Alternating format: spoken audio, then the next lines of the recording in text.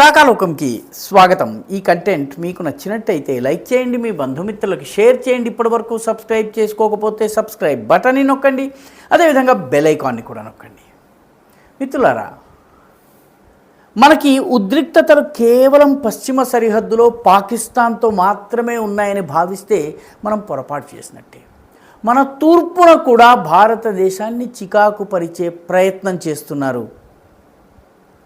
బంగ్లాదేశ్ యొక్క ప్రధాని అయినటువంటి మహమ్మద్ యూనుస్ పదే పదే ఈశాన్య భారత దేశంలో ఉన్నటువంటి అష్టలక్ష్ముల గురించి మాట్లాడుతున్నారు. అష్టలక్ష్ములు అంటే అరుణాచల్ ప్రదేశ్, అస్సాం, నాగాల్యాండ్, మణిపూర్, మేఘాలయ, త్రిపుర, మిజోరాం, దాంతోపాటు సిక్కిం.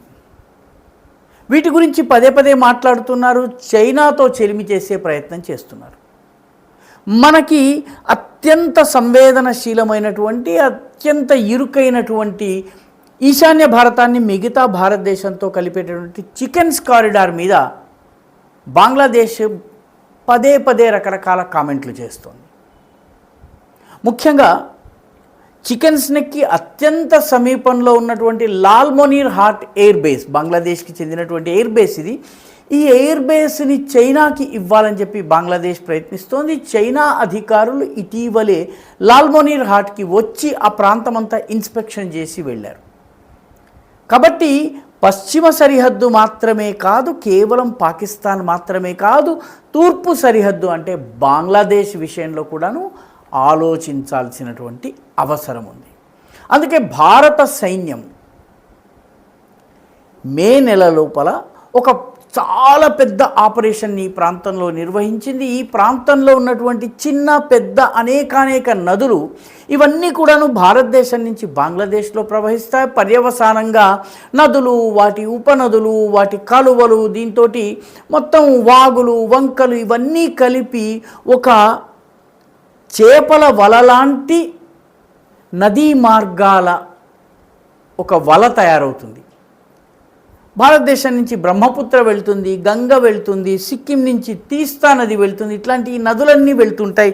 త్రిపుర నుంచి అనేక నదులు వెళ్తుంటాయి. కాబట్టి ఈ ప్రాంతంలో తీస్తా ప్రహార్ అనేటటువంటి తీస్తా నదిని దృష్టిలో పెట్టుకుని తీస్తా ప్రహార్ అని ఈ నదుల మధ్య ఉన్నటువంటి చిన్న చిన్న లంకలు ఇవన్నీ కూడాను బంగ్లాదేశీయులు తమ తమ స్థావరాన్ని ఏర్పాటు చేసుకునేటటువంటి ప్రయత్నం చేస్తున్న నేపథ్యంలో తీస్తా ప్రహార్ ఆపరేషన్ని నిర్వహించడం జరిగింది. దీనిలో ఈ రివరీన్ ఐలాండ్స్, ఈ చిన్న చిన్న నదుల్లో ఉన్నటువంటి నదీ తీరాలు, దానిలో ఉన్నటువంటి లంకలు, ప్రవాహం వేగం ఉన్నటువంటి ఈ నదుల్లో రకరకాల ఆపరేషన్స్, రకరకాల పరిస్థితుల్లో ఏ రకంగా నిర్వహించాలన్నటువంటి ఒక ఎక్సర్సైజ్ని భారతదేశం చేసింది.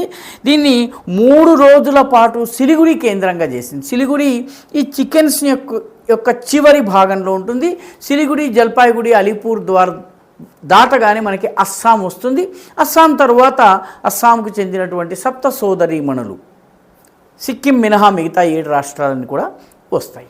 కాబట్టి ఈ ప్రాంతంలో సిలిగుడిలో గత 3 రోజులుగా చాలా విస్తృతమైనటువంటి ఆపరేషన్ తీస్తా ప్రహార్ విషయంలో ఈ నదీ మార్గాల్లో నదుల మీద రకరకాల టాక్టికల్ డ్రిల్స్ని, అదేవిధంగా బ్యాటిల్ రిహార్సల్ని, ఒకవేళ యుద్ధమే గనక వస్తే యుద్ధంలో ఏ రకమైన పరిస్థితులు రావచ్చునన్నది ఊహించి ఆయా పరిస్థితుల్ని కల్పించి రిహార్సల్ చేసేటటువంటి పనిని చేస్తోంది భారత సైన్యం.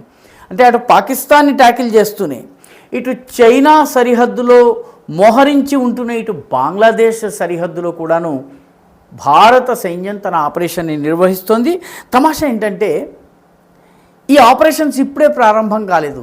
జనవరి నెల నుంచి ప్రతి నెల మన సైన్యము ఏదో ఒక విస్తృతమైనటువంటి ఆపరేషన్ని చేస్తోంది. జనవరి నెలలో డెవిల్ స్ట్రైక్ అనేటటువంటి పేరుతోటి ఒక విశాలమైనటువంటి ఆపరేషన్ నిర్వహించింది చికెన్ స్నేక్ యొక్క సెక్యూరిటీని దృష్టిలో పెట్టుకుని.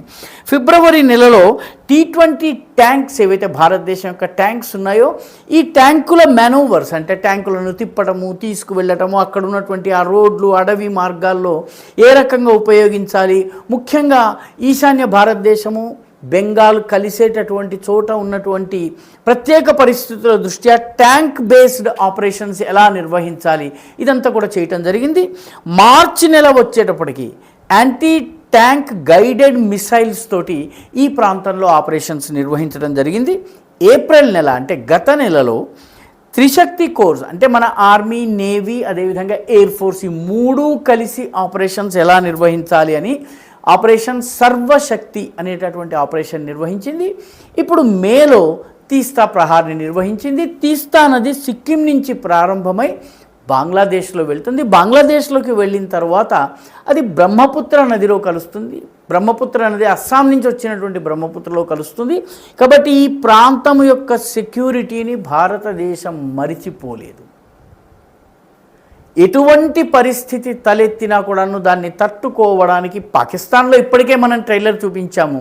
బంగ్లాదేశ్ సైన్యానికి అంత పాఠవం కూడా లేదు. అయినప్పటికీ కూడాను చికెన్ స్నేక్, నార్త్ ఈస్ట్, అదేవిధంగా నార్త్ బెంగాల్లో ఉన్నటువంటి ప్రత్యేక పరిస్థితులు, ఎందుకంటే ఈ చిన్న ప్రాంతంలో 4 దేశాలతో సరిహద్దు ఉంటుంది. నేపాల్తో సరిహద్దు ఉంటుంది, భూటాన్తో సరిహద్దు ఉంటుంది, చైనాతో సరిహద్దు ఉంటుంది, అదేవిధంగా బంగ్లాదేశ్తో సరిహద్దు ఉంటుంది. ఈ 4 దేశాల సరిహద్దుల మధ్యన వీటిని ఆనుకుని ఉన్నటువంటి ఈ ప్రాంతం యొక్క సెక్యూరిటీ కోసం మన ప్రభుత్వము, మన సైన్యము నెలకొక ప్రత్యేక ఆపరేషన్ ఇక్కడ నిర్వహిస్తోంది. ఈసారి తీస్తా ప్రహార్ ఆపరేషన్ని నిర్వహించింది. దీనితో శత్రువు గుండె చెదరడం ఖాయం. ఈ వీడియో మీకు నచ్చినట్టయితే లైక్ చేయండి, షేర్ చేయండి, ఈ ఛానల్కు సబ్స్క్రైబ్ చేయండి. మీ అభిప్రాయాన్ని కమెంట్ల రూపంలో తప్పనిసరిగా పంపించండి.